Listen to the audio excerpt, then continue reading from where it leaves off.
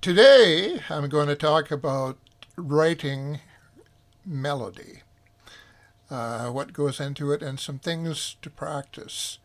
Um, First of all, let's talk about melodic shapes. Yes, melodies have shapes. Um, and you should get yourself some manuscript paper and a pencil. None of this computer garbage because it's too slow. Get yourself manuscript paper and a pencil. It's a lot faster than computer notation. And melodic shape number one is just a line going like rip, or another a line going here. Um, Joy to the world, the Lord has come. Joy to the world, the Lord has come. There's an example of a melody that goes. Um, there are other shapes of melodies. There's the S curve.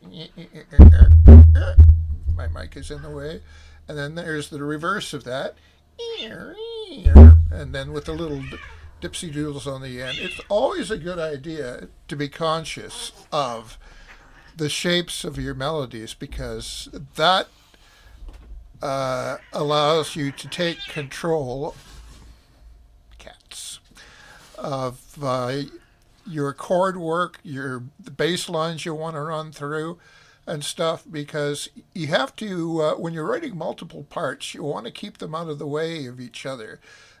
You want them not to interfere with each other, and the way you do that is by being aware of the melodic shape. Which shapes are going to fit together?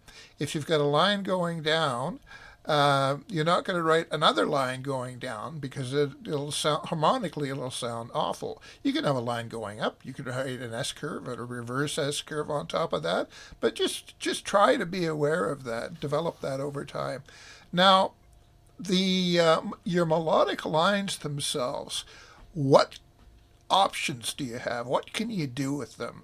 Well, here are some things that come from counterpoint. You have original, you write it backwards, and you've got retrograde, and you can have the original and take the intervals and turn them all upside down, and you've got original inversion, and then you take the retrograde and reverse all that, and you've got retrograde inversion. That's something you can only do with a pencil and paper. You can't do that on a computer. And you're going to make a lot of mistakes. You're going to have to erase them. And don't use notation software for this. It's too slow. It gets in the way. It's a middleman.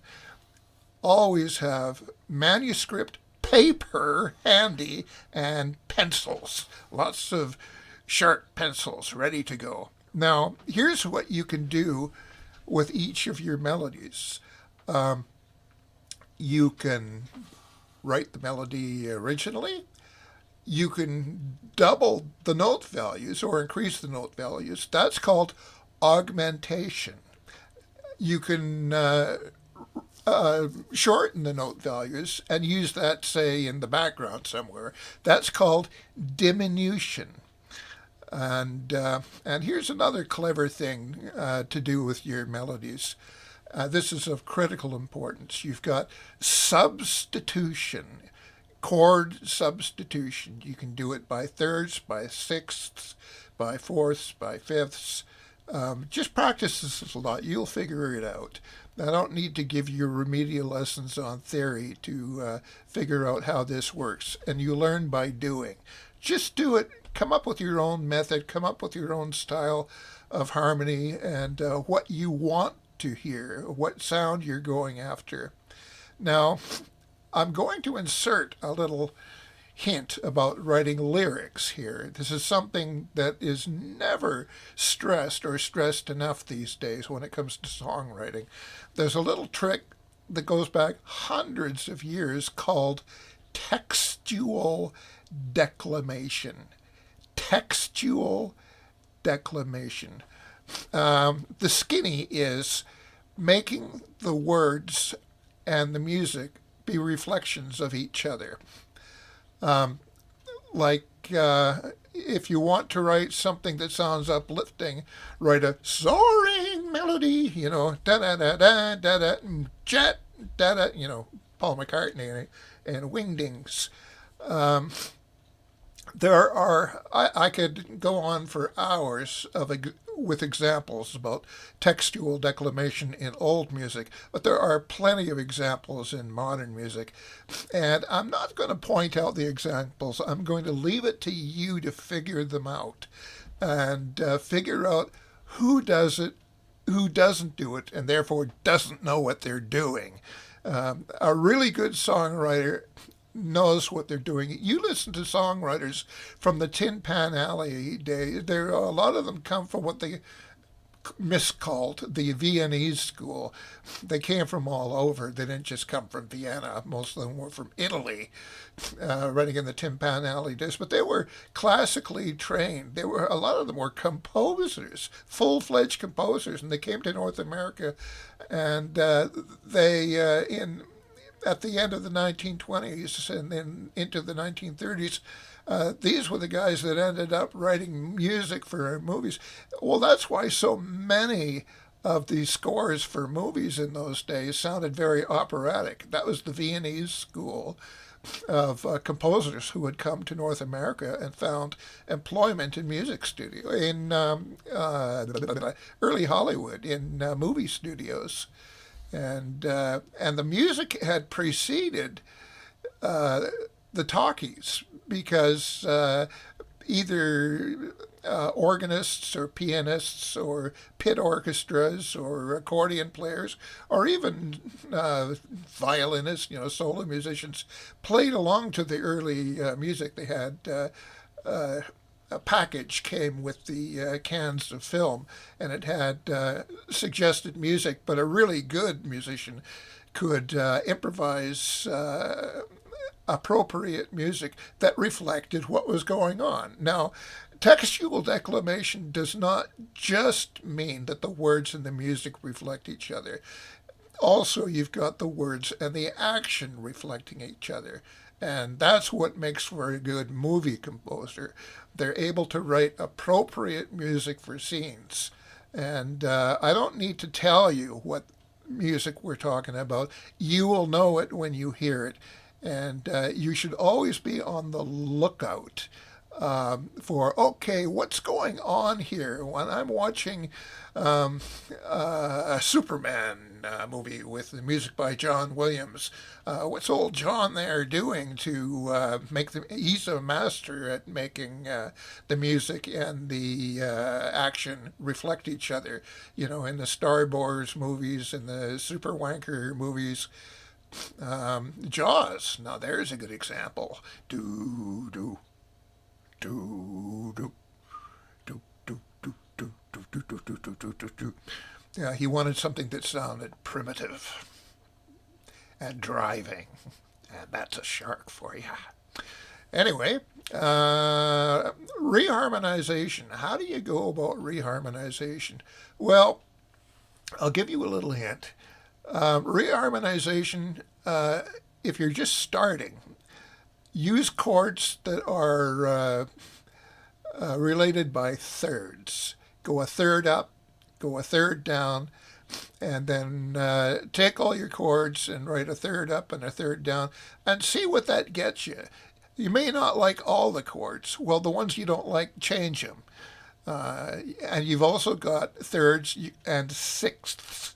Go a sixth up and a sixth down, both with notes and with chords, and see what that gets you. And that'll get you some interesting stuff. If you want to reharmonize, reharmonizing gives you a completely different mood to the melodies you've already written. And that is where, once you get good at this, and once you get to be able to anticipate the kinds of sounds that reharmonization gives you, this will help you increase the emotional depth of your original tune. And that's what you want because it's the emotion that listeners are after. And this may sound cold and calculated, but being able to accurately and strongly convey emotion is like a cynosure, a little sun, something that attracts people's attention, and that's what you want. It's something that really gets you right here, and reharmonization is a way to do that. I'm going to leave it at that, I think, for today because there is so much to cover here, and each topic needs mention of related subjects and but certainly some that have already been covered. So we'll just leave it at that for now. Happy writing.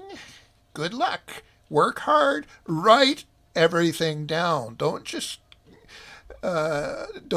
consign everything to memory. Memory changes all over time, and your freshest recollection of something that's new can't be recreated, especially over time. You know, songs change over time. This is especially true of folk music, and is the reason that if you look at, say, fiddle music, folk fiddle music, there are umpteen different versions of so many songs. You look at Carrickfergus and The Sea is Wide, they're basically the same song, but boy, oh boy, they've got two different approaches and two different feels, and and there are different versions of both. And it's because you were relying on an an oral tradition, which is okay in and of itself. But if you're the songwriter, you want more control over it because memory, you're going to lose some stuff along the way too. You're going to discover some new interesting stuff. But if you write it all down, you have an advantage. That's all for today. You have yourself a wonderful spring 2024.